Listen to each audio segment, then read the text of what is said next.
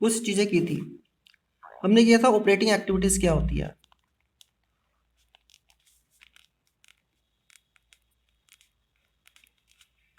क्या मतलब था इसका? आपको याद होगा, ये था routine and day to day activity of business.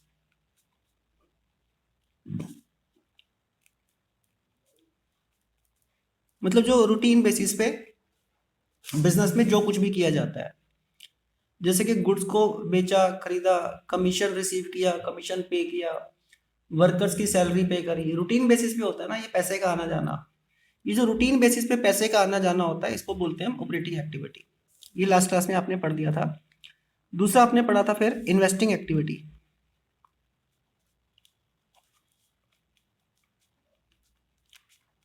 Investing activities में क्या पढ़ा था? बिजनेस में लॉन्ग टर्म यूज के लिए फिक्स एसेट्स का खरीदना, और अगर वो फिक्स एसेट्स खराब हो जाए तो उसको बेच देना। ठीक है ना, लॉन्ग टर्म यूज के लिए। जैसे कि मशीन खरीदा गया बिजनेस में यूज करने के लिए, तो ये क्या है? Investing activity. और इन्वेस्टिंग एक्टिविटी को जब हम खरीदेंगे कोई लॉन्ग टर्म फिक्स एसेट्स तो पैसे जाएंगे, और बेचेंगे तो पैसे आएंगे। क्या था ये? Buying and selling of fixed assets.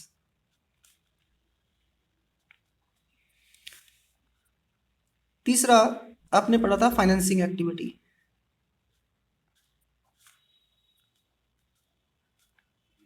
क्या था फाइनेंसिंग एक्टिविटीज?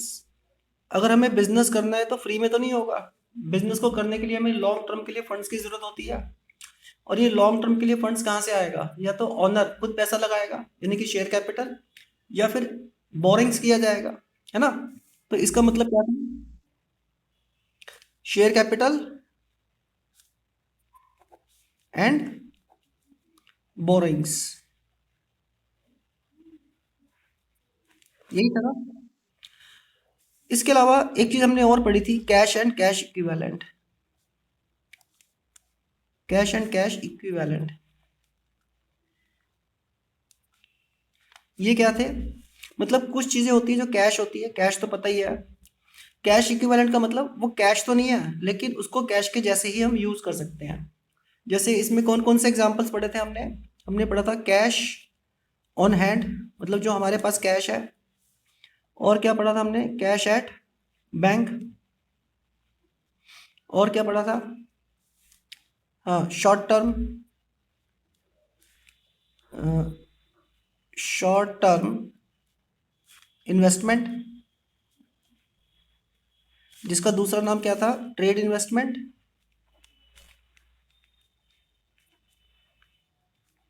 और इसको मार्केटेबल सिक्योरिटी भी बोलते थे,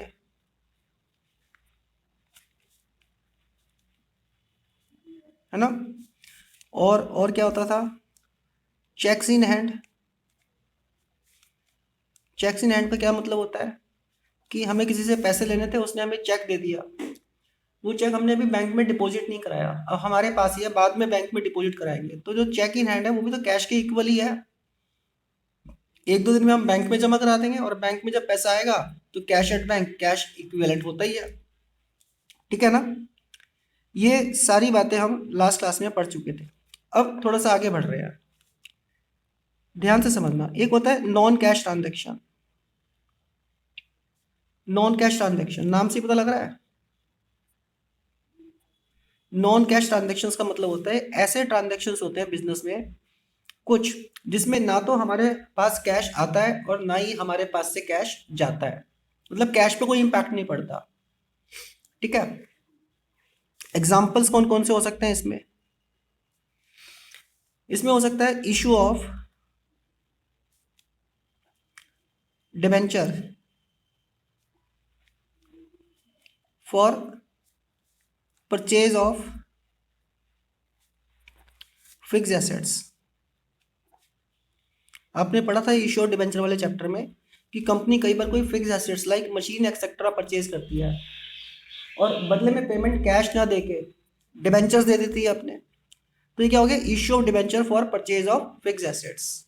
क्लियर है? Non cash transaction, issue of debenture for purchase of fix assets. तो इसमें कोई कैश तो ना तो आया ना कैश गया, कंपनी ने फिक्स एसेट्स खरीदा है और डिबेंचर्स इशू की है। और कौन सा एग्जाम्पल हो सकता है इसका? एक और हो सकता है issue of free bonus shares. Free bonus shares का क्या मतलब होता है? देखो, अगर आपने किसी कंपनी के शेयर्स खरीदे हुए हैं, सपोज आपने टाटा कंपनी के शेयर्स खरीदे हुए हैं, ठीक है, तो आप टाटा कंपनी के ऑनर हो, ठीक है ना, क्योंकि आपने उसके शेयर्स खरीदे हुए हैं। अब टाटा कंपनी को अगर ज्यादा प्रॉफिट होगा ना, तो टाटा कंपनी अपने प्रॉफिट में से आपको कुछ शेयर्स दे देगी और फ्री ऑफ कॉस्ट देगी, फ्री में देगी बोनस शेयर्स, आपसे कोई पैसे नहीं लेगी। तो ये भी क्या हुआ, नॉन कैश ट्रांजेक्शन, ठीक है ना। और कौन सा एग्जांपल हो सकता है इसका? एक और हो सकता है loss on sale of fixed assets. बहुत ध्यान से समझना, इसको मैं एग्जांपल से समझा रहा हूं। सपोज आपके पास एक मशीन है और वो मशीन आपकी सपोज 1 लाख रुपीज की है, और आपने ना इस मशीन को सेल कर दिया, सपोज 90,000 रुपीज में आपने सेल कर दिया। तो मुझे बता सकते हो, अगर 1 लाख की मशीन को आपने 90,000 रुपीज में सेल किया तो आपको प्रॉफिट हुआ या लॉस हुआ? नो डाउट लॉस ही हुआ। यहाँ तो कितना लॉस हुआ, 10,000 रुपीज, ठीक है ना। तो ये जो लॉस हुआ है 10,000 रुपीज, आप मुझे बताओ क्या 10,000 रुपीज आपने किसी को पे किए हैं? पेमेंट तो नहीं हुआ ना इस 10,000 रुपीज का। तो ये loss on sale of machine क्या हुआ, एक तरीके से नॉन कैश ट्रांजेक्शन हो गया। बात समझ में आई है? और एग्जांपल में इसका ले सकता हूं, एक और एग्जांपल ले सकते हैं। सपोज डेप्रिसिएशन चार्ज किया हमने, डेप्रिसिएशन ऑन फर्नीचर। अब बताओ, फर्नीचर पे डेप्रिसिएशन लगाया या मशीन पे डेप्रिसिएशन लगाया, तो क्या हमने किसी को कैश पे किया है? सपोज मैं कहता हूँ फर्नीचर पे सपोज 50,000 रुपीज का डेप्रिसिएशन लगा दिया, तो क्या 50,000 रुपीज हमने किसी को कैश पे किया है? पैसे तो नहीं दिए ना हमने किसी को, ये तो हमने बस फर्नीचर की वैल्यू कम कर दी। तो ये सारे क्या है, नॉन कैश ट्रांजेक्शन है। क्लियर है ये बात? कोई डाउट? राइट, इतना आप नोट कर लो, फिर हम आगे बढ़ते हैं। जो क्वेश्चन अब हम करने जा रहे हैं, आगे जैसे जैसे चैप्टर बढ़ेगा ना, उसकी हमें जरूरत पड़ेगी। तो यहाँ पे ना आपको कुछ भी रटना नहीं है, हर चीज बिल्कुल अंडरस्टैंडिंग के साथ, बिल्कुल 100% अंडरस्टैंडिंग के साथ आपको आना चाहिए, ठीक है। मैं यहाँ पे ना कुछ नाम लिखने जा रहा हूँ, तो आपको क्या करना है, आपको बताना है, आइडेंटिफाई करना है, मेरे साथ साथ नोट कर लो। Identify the following, the following into, या classify the following into operating activities,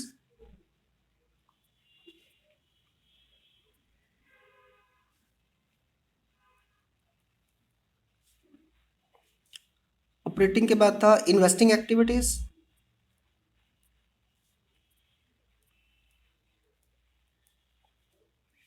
फिर था फाइनेंसिंग एक्टिविटी,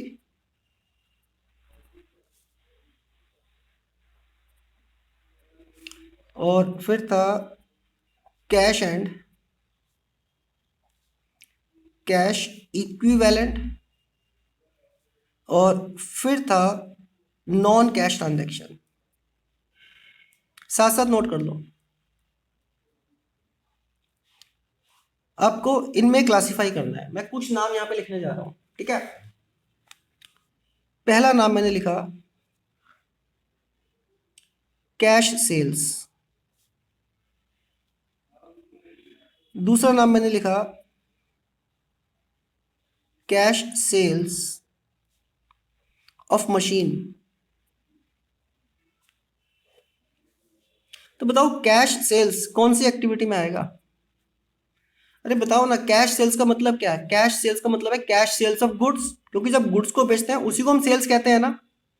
और गुड्स को बेचना क्या रूटीन एक्टिविटी नहीं है हमारी? बताओ, ऑपरेटिंग ही है ना। ऑपरेटिंग एक्टिविटी मीन्स जो रूटीन बेसिस पे होता है। तो ये कैश सेल्स किस में आ जाएगा? ऑपरेटिंग एक्टिविटी में, ठीक है। अच्छा, हमने मशीन को बेच दिया, तो मशीन को क्या हम डेली बेसिस पे बेचते हैं? ऐसा तो नहीं है। मशीन हमारा फिक्स एसेट्स होता है, और फिक्स एसेट्स को खरीदना और फिक्स एसेट्स को बेचना किस में आता है? इन्वेस्टिंग एक्टिविटी में। ठीक कह रहा हूं ना मैं? देखो, मैं गलत भी बोल सकता हूं। अगर कुछ मैं गलत बोलूंगा तो आपको मुझे करेक्ट करना है, ठीक है, बिल्कुल अलर्ट रह के चलना है। अच्छा, तीसरा पॉइंट मैं पूछता हूं, क्या पूछूं मैं? हम्म, हाँ, मैं बोलता हूँ रेंट पेड, रेंट पे कर दिया। तो बताओ, रेंट जो हमने पे किया, ये रूटीन बेसिस पे किया जाएगा या नहीं किया जाएगा? रेंट तो रूटीन बेसिस पे किया जाता है, और रूटीन बेसिस पे किया जाता तो किस में आ गया ये? ऑपरेटिंग एक्टिविटी में। साथ साथ नोट करते रहना। अच्छा, नेक्स्ट अगला नाम मैं लिखता हूं, कैश एट बैंक। बताओ, कैश एट बैंक किस में आएगा? ये तो हमारा कैश एंड कैश इक्विवेलेंट है, जानते हैं ना? कैश एंड कैश इक्विवेलेंट में आएगा। अच्छा, अगला नाम मैं पूछता हूं, income tax paid. Income tax paid किस में आएगा? बताओ, इनकम टैक्स 10-20 साल में कभी पे किया जाता है या रूटीन बेसिस पे पे किया जाता है? आप जानते हो जो कंपनीज होती है ना, बड़ी बड़ी कंपनियां, वो हर 3 महीने के अंदर इनकम टैक्स पे करती हैं। ये रूटीन बेसिस की पेमेंट है, तो किस में आएगा ये? ऑपरेटिंग एक्टिविटीज में, ठीक है ना? अच्छा, अगला नाम मैं पूछता हूं, ऑफिस एक्सपेंसेस पेड। ऑफिस के एक्सपेंस पे किए गए, बताओ किस में आएगा? बताओ, ये भी तो रूटीन बेसिस पे किए जाते हैं ना, तो किस में आ गया ये? ऑपरेटिंग एक्टिविटीज में, ठीक है। अच्छा, अगला नाम मैं पूछता हूं, इशू ऑफ डिबेंचर्स। हमने डिबेंचर्स इशू कर दिए। डिबेंचर इशू करने का मतलब आप समझते हो ना? डिबेंचर को बेच दिया हमने, और डिबेंचर को क्यों बेचा? लॉन्ग टर्म के लिए फंड्स अरेंज करने हैं, तो किस में आएगा ये?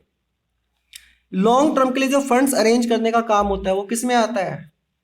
फाइनेंसिंग एक्टिविटी में, राइट। अच्छा, अगला नाम मैं पूछता हूं, issue of shares. Shares issue कर दिए, बताओ क्यों इशू किए शेयर्स? शेयर्स इशू करने का मतलब आप जानते हो कि शेयर्स को बेच दिया। क्यों बेचा शेयर्स को? क्योंकि हमें लॉन्ग टर्म के लिए फंड्स अरेंज करने हैं। तो अगेन किस में आ गया ये? फाइनेंसिंग एक्टिविटी में। अच्छा, अगला नाम मैं ना थोड़ा सा मुश्किल करने जा रहा हूं, थोड़ा सा ध्यान से समझना। इशू ऑफ डिबेंचर की जगह मैं बोल रहा हूं परचेज ऑफ डिबेंचर।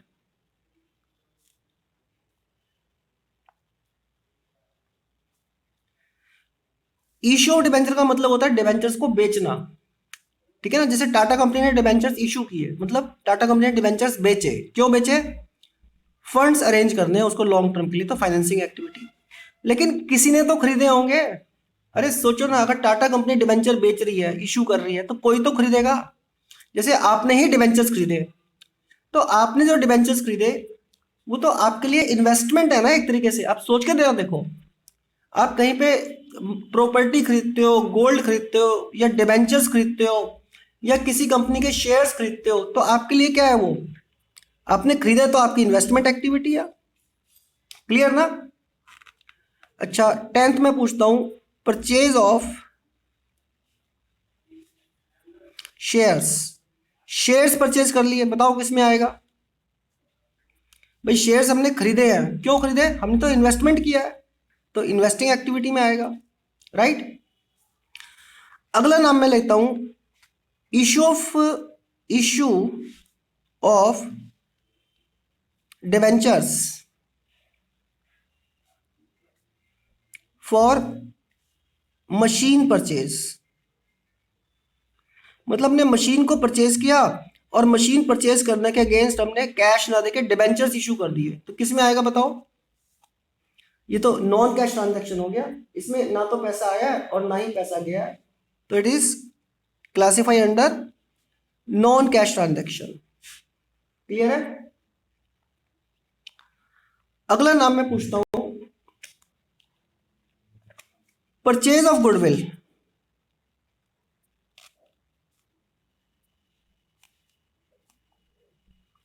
गुडविल खरीद लिया हमने।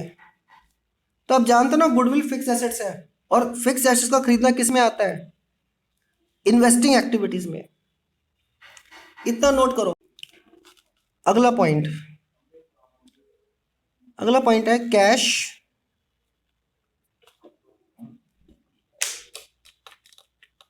ये पेन भी है ना खत्म हो जाते हैं बड़ी जल्दी जल्दी। कैश डिपॉजिटेड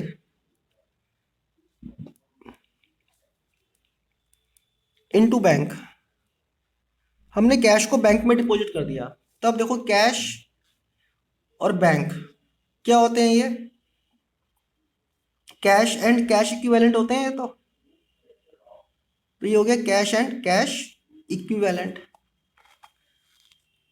14th अगला नाम है purchase of marketable security.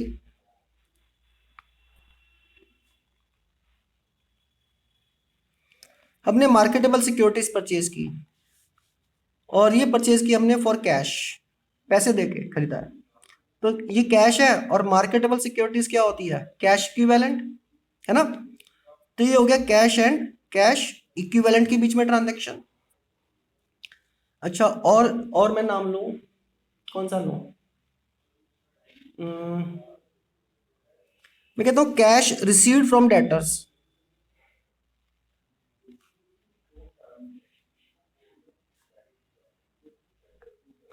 Debtor से हमने कैश रिसीव किया, तो डेटर से कैश रिसीव करना किस में आएगा? ऑपरेटिंग एक्टिविटी में, ठीक है ना?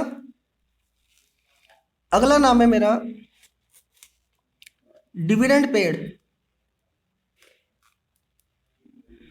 तो आप जानते हो डिविडेंड किसको पे किया जाता है? जो कंपनी के शेयर होल्डर्स होते हैं उनको डिविडेंड पे करती है कंपनी, ठीक है?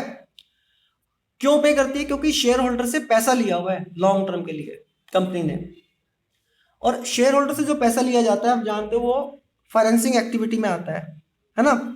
तो जो डिविडेंड दिया वो भी शेयर से रिलेटेड ही है, तो ये भी किस में आ जाएगा? फाइनेंसिंग एक्टिविटी में। अगला नाम मैं लेता हूं interest paid on loan, loan पे इंटरेस्ट पे किया, तो लोन इटसेल्फ फाइनेंसिंग एक्टिविटी में आता है, तो उसका जो इंटरेस्ट है वो भी किस में आएगा? फाइनेंसिंग एक्टिविटी में। बात क्लियर है?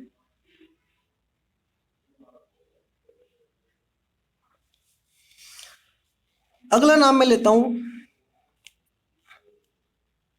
Buy back of shares.